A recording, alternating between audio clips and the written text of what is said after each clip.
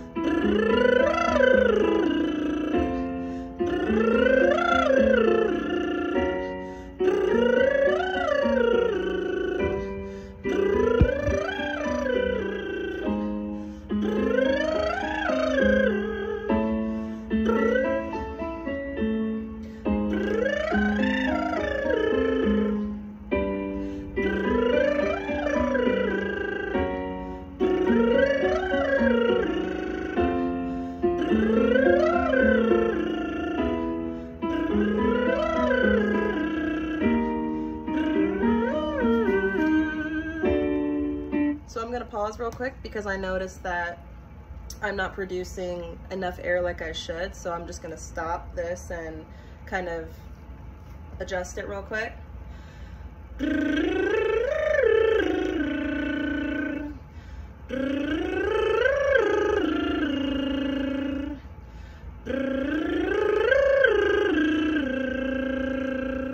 All right.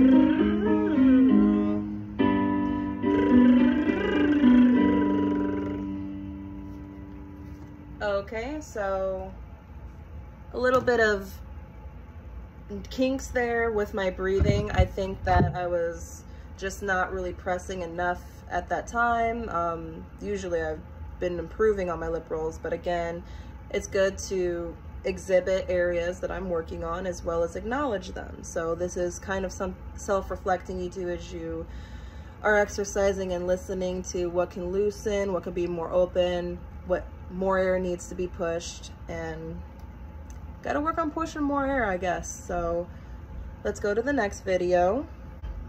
Yuh-yuhs. Yeah, yeah, yeah, yeah, yeah. Yeah, yeah, yeah, yeah, yeah, yeah. Yeah, yeah, yeah, yeah, yeah, yeah. Yeah, yeah, yeah, yeah, yeah, yeah. Yeah, yeah, yeah, yeah, yeah, yeah, yeah. Yeah, yeah, yeah, yeah, yeah, yeah.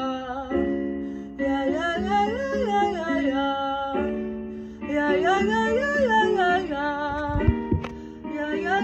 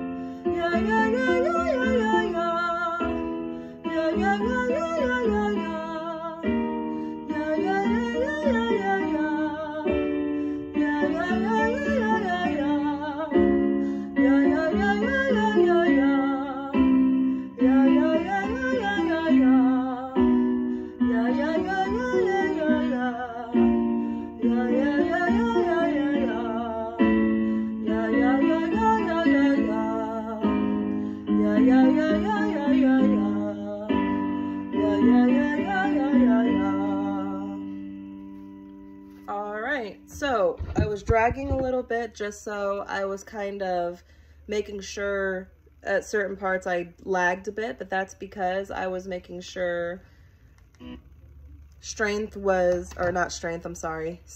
was there in my mouth and that air and that sound was projecting properly. Yeah, yeah, yeah, yeah, yeah, yeah, yeah. So sometimes I do that just to accent it, but I gotta work on, you know, I mean, I know to stay on beat, but I was just doing that to draw it out so that I can make sure for me that my sound was coming out the way it does. Yeah, yeah, yeah, yeah, yeah, yeah, yeah. And then there I go. I was able to correct it and then apply it. So just for a quick note too, when you're doing this, everything feels loose, natural. When I show my mouth, that means the uvula's gotta be, yeah, yeah, yeah, yeah, yeah, yeah, yeah, yeah, yeah, yeah, yeah, yeah. That uvula's gotta be risen. So it's, I mean, I'm still working on it so it naturally can go up as I condition my body more, but let me know how that exercise was, how I'm doing. Ask any questions you'd like in the comment section. I just want to make a side note real quick before we get into this. I'm only going to be going so far with Mr. Eric Arceneaux's tutorials and videos as me taking the lesson as a student, and then in time I will talk about other content or make original videos with that. Again, this is all part of my vocal building journey. What's up, guys? This is Eric Arceneaux, recording artist, professional vocal coach, and originator of the Arceneaux approach, a unique method for freeing the voice. Today, we're going to talk about riffs. I'm just going to repeat the definition of what a riff is and rewind it back some. Riffs, runs, and trills. I'm sorry, I said control earlier. Runs and trills. A riff or a run is simply a quick articulation of a series of pitches, usually sustained on a single vowel sound. For example, one of the most notorious displays of riffs and runs, or perhaps abuse of riffs and runs, can be heard in the many renditions that you'll hear of the Star-Spangled Banner. Now, the basic melody is something like this. Oh, say, can you see by the dawn's early light? Very straightforward and simple, right? But what you'll often hear instead is, oh, say, can you see? I just love that. Love that. Oh, he's pretty good at it. Teach me all day. And then I added extra notes, embellishments. Now, the demonstration that I gave you is something of a parody. Oftentimes, singers go a little too crazy with the riffs and runs. But this video is all about developing the skill, so I wanted to make sure that you guys had a clear idea of what I was talking about. I want you guys to think of riffs and runs like jewelry. A piece here or there can do a lot to enhance the look. A ring, earrings for ladies, necklace, you know, guys, a nice watch, something. But put on too much, bling everywhere, and it looks tacky. Same thing with singing. Oh, that's a great point he just made. Just want to pause real quick. So they're like vocal embellishments, riffs, runs, and trills. It's like vocal embellishments, like you are adding the extra ornamentation to make a song tasteful, a piece tasteful, and accompany it tasteful.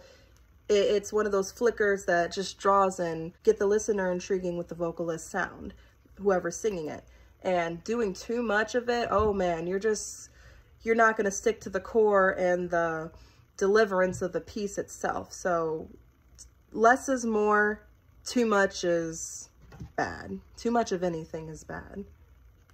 A riff or a run here or there can really help to enhance the mood or the feeling in a song. But if you just overdo it and lay it on too thick, you sound amateurish and like you're trying too hard. Remember, riffs and runs should always be sung with purpose. So now let's get on to actually how to do riffs and runs. To execute crisp, clear, and effortless riffs and runs, it's all about developing the thin chord function of the vocal folds. Most singers sing with the thick part the thick chord mass, the meaty part of the vocal folds. However, if you think about utilizing the inner edges instead, you get a crisper, cleaner sound, and the vocal folds feel lighter and are easier to control. And it makes singing a lot more fun. So let's start off with the foundation. First things first. In order to get the free runs that you want, the breathing has got to be there.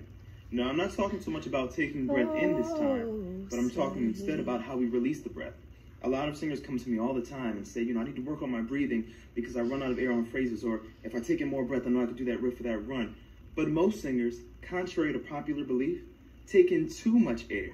And all of this air bombards the vocal folds with pressure, and the vocal folds can't handle it. And so what happens is, in order to keep the vocal folds from blowing apart, the neck muscles pitch in, and you get that. Also, the jaw muscles chip in, and the root of the tongue chips in.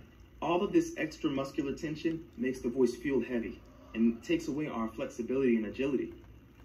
That explains so much of when I sang 7-8 years ago, and I would fill up so much air, and then my sound would go nowhere.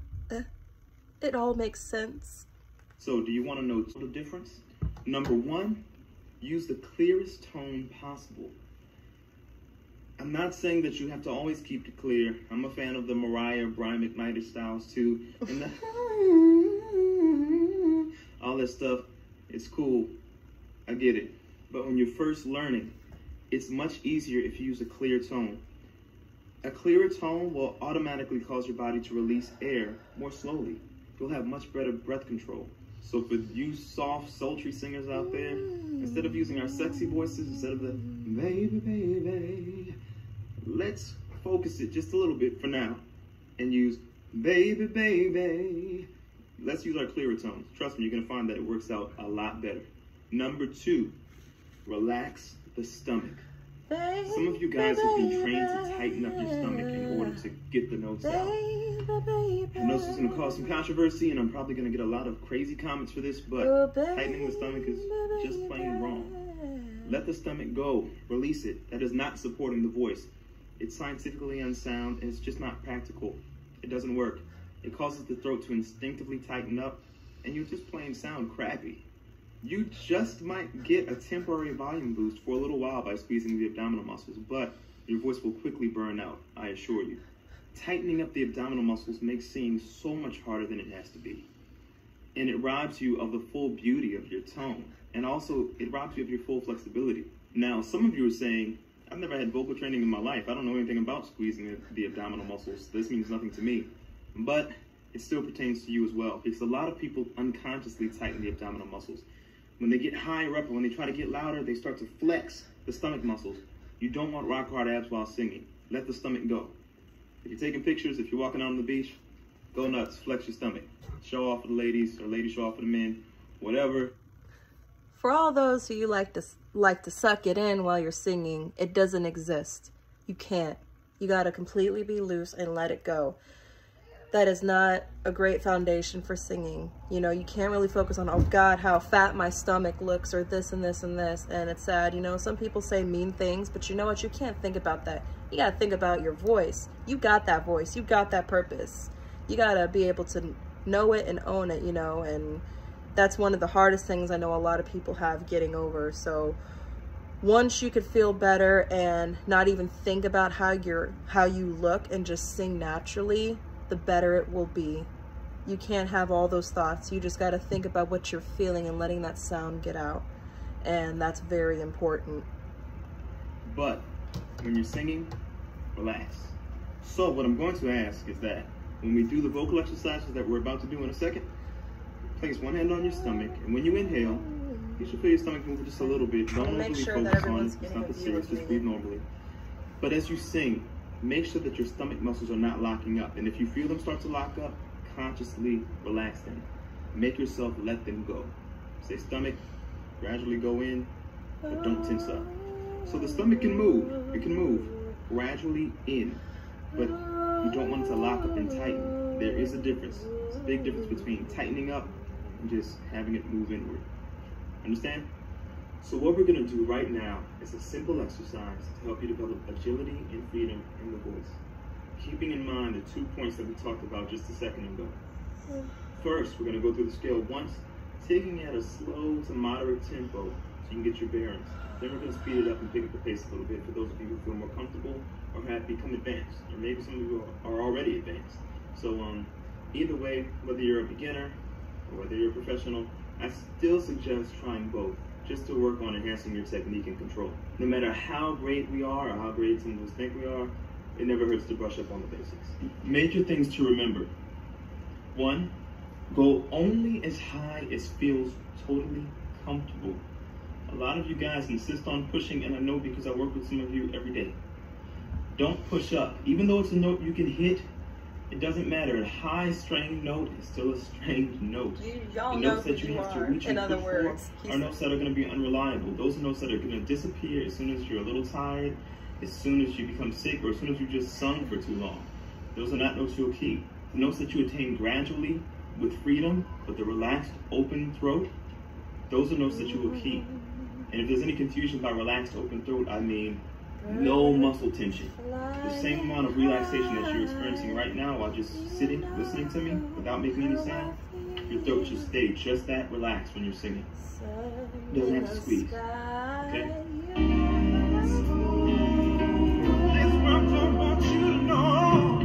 Okay, so that's done.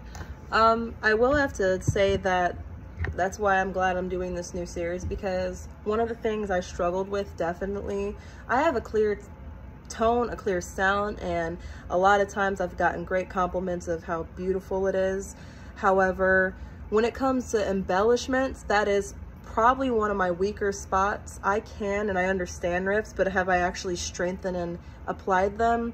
I don't know so much, but that is definitely something I'm going to be digging into. I'm going to be digging into a lot more of my weaknesses now that I can notice that I'm improving on my foundation with breathing a lot more. I'm still going to also continue to work through relaxation, diaphragm, vocal health, loosening this, as well as those weaker skills that I'm going to strengthen as well. And that's important, you know, as a person to realize that.